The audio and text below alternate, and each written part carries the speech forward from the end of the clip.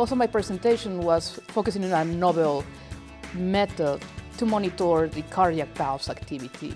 So, on the heart, we have a left ventricle, we have a right ventricle, and all of these cameras in the heart, or chambers, they have an aorta valve and a mitral valve, so they keep them closed or open, depending if we are filling out with blood and ejecting blood.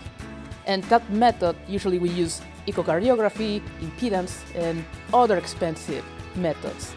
So what we do was basically just place a cheap accelerometer that we purchased from Amazon on the sternum of the person and see if we can detect from the chest vibration this cardiac pulse activity.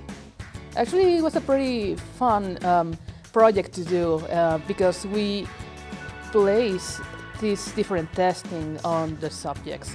So as we excitate or we inhibit this cardiac activity, we do the same for this timing between the valves opening and closing. So we decide to put some stressing test on the person, basically some resting stressors. So we place the person on ice packets on the face or place the limbs in ice water and induce also some orthostatic or blood mobilization through the body unconsciously, I will say, or voluntarily, so we can see if they do some automatic response at the cardiovascular level.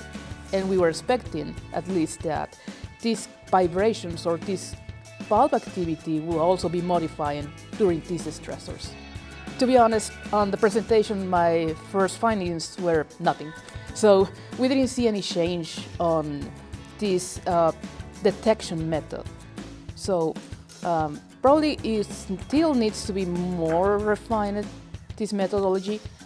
But on the other hand, we also retrieved signals.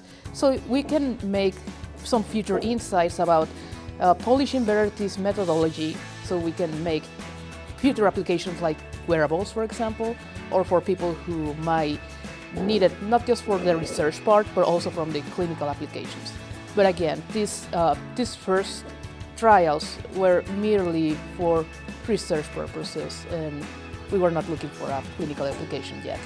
I love a lot of divulgation in science communication, and part of that knowledge or that experience that I worked here together with my advisor and share it with other peers that they might maybe not thinking this quite experiments or proceeding in their heads, and just hitting a little light bulb on them or a little bit of sprinkling realization that you can do more stuff that you were expecting. That's one of the most rewarding sensations that I love to feel, especially when it's like a highly institution or a body of academic resources like the ACSM.